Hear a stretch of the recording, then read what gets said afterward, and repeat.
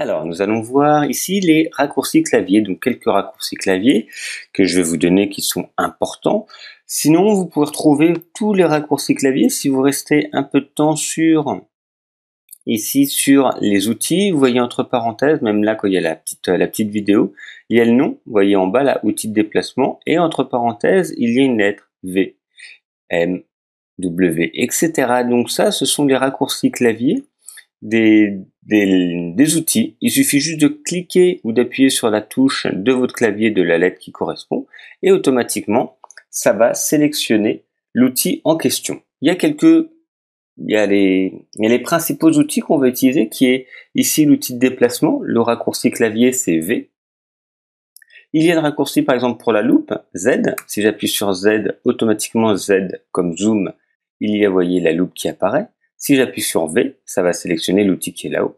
V, ça sélectionne automatiquement l'outil qui est là-haut. Donc ça, ce sont des raccourcis clavier qui sont utiles à faire. Et la plume, c'est P.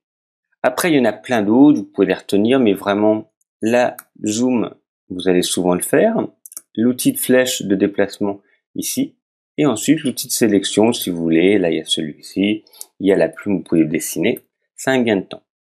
Ensuite, un raccourci clavier qui est important. Par exemple, quand je suis en zoom, là je suis en zoom avant et j'ai besoin par exemple de détourer la partie qui est ici. Peu importe. Là vous ouvrez n'importe quelle image, si vous avez une autre image, c'est pas important.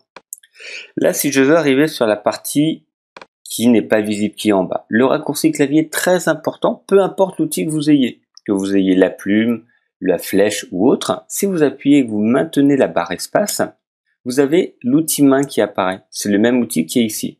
Si j'appuie donc en continu sur la barre espace, je garde le doigt appuyé sur la barre espace, je clique et je me déplace, là automatiquement, vous voyez, ça me permet de naviguer à l'intérieur ici de mon travail, de mon plan de travail, de mon image.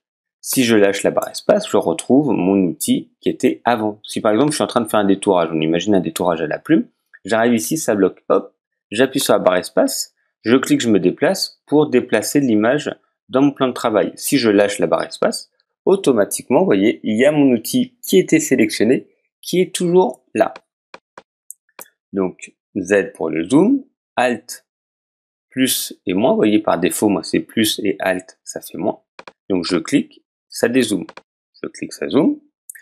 V par exemple pour retrouver ici mon outil. Un autre outil, quand vous faites des actions, je vais par exemple peindre ici grossièrement, une fois, deux fois, trois fois, quatre fois, cinq fois, six fois, peu importe. J'ai dessiné ici et finalement ça ne me convient pas. Si je fais commande Z, donc c'est pour annuler la dernière action, commande Z. Vous voyez, ça supprime le dernier que j'ai fait. Et si je refais commande Z, ça revient. En fait, soit ça supprime, soit ça annule mon annulation. Je vais vous montrer, si vous regardez dans l'historique, on voit toutes les actions que j'ai faites. Ok, dernier coup de pinceau. Si j'appuie sur commande Z, ça supprime le dernier, ça en supprime un. Si je refais commande Z, ça le refait apparaître. Le problème, c'est que moi, j'aimerais bien supprimer tous mes pinceaux. Donc, le raccourci clavier, en fait, ici, au lieu de faire CTRL Z plusieurs fois, parce qu'en fait, ça fait que des allers-retours, c'est Alt, commande Z. Et si vous êtes sur PC, Alt, CTRL Z. Et là, si j'appuie sur Alt, CTRL Z une fois, ça supprime une fois, deux fois, trois fois, quatre fois, cinq fois, etc. Et je reviens jusqu'au début. Si je refais CTRL Z, ben ça revient tout en bas.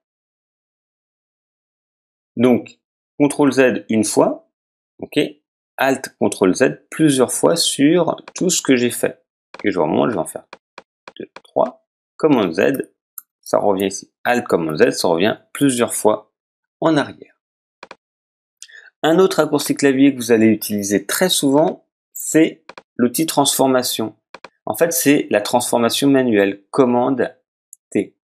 Commande T, ça me permet de faire ma transformation. Comme on l'a vu, on pourrait faire édition, transformation manuelle, mais là, c'est vraiment un raccourci clavier que vous allez faire très souvent. Si j'appuie sur Shift et que je descends, vous voyez, ça me fait donc ma transformation. J'appuie sur Entrée pour valider. Donc, commande T pour la transformation manuelle de n'importe quel calque. Ça peut être n'importe quel calque. Si vous voulez copier-coller, très simple. Commande C, commande V. Voyez, commande C, copier. Donc ça peut être n'importe quel calque. Commande V, ça le copie. Vous voyez, maintenant j'ai 2 calques ici. On voit bien 2 calques. J'annule, commande Z. Si je veux copier, commande C. Si je veux coller, commande V. Et si je veux coller à un endroit précis, je le colle après directement sur un endroit que l'on veut. Ok? Commande C, commande V. Après, vous avez tous les raccourcis clavier. Il y en a que vous n'allez pas utiliser beaucoup, mais vous avez ici, vous voyez, commande C, commande V. Vous avez beaucoup de raccourcis clavier. Vous allez voir, là, celui que je vous donne, c'est les principaux. Et donc, vous allez pouvoir, comme ça, retrouver après, ici, juste là, tous les raccourcis clavier. Ensuite, ce que vous allez faire, qui permet de gagner du temps, c'est commande O. Ok, commande O qui vous permet de faire fichier ouvrir. C'est l'équivalent de fichier ouvrir, commande O. Une fois que vous l'avez enregistré, si vous faites commande S, c'est fichier enregistré. D'abord, il faut l'enregistrer. Commande S, ça vous permet de l'enregistrer. Donc là, je l'enregistre au format souhaité. Ok. Je l'enregistre à l'endroit. Et une fois que je l'aurai enregistré, alors par exemple test, bureau, je peux faire des manipulations. Hop. Et si je refais commande S, ça l'enregistre de nouveau. Je refais des manipulations. Ici, on voit un petit astérix pour dire qu'il y a eu des modifications depuis le dernier enregistrement. Commande S, donc ça va disparaître, et là, ça a bien enregistré. Oh non, il n'y a pas besoin de faire fichier enregistré à chaque fois. Donc, commande O pour ouvrir un nouveau document, commande S pour l'enregistrer, et commande N si on veut pour créer un nouveau document vierge. L'autre, c'était pour ouvrir. Pour enregistrer commande S, et là, commande N pour créer un nouveau document vierge, juste là. Voilà pour les premiers raccourcis clavier qui vous sont très utiles.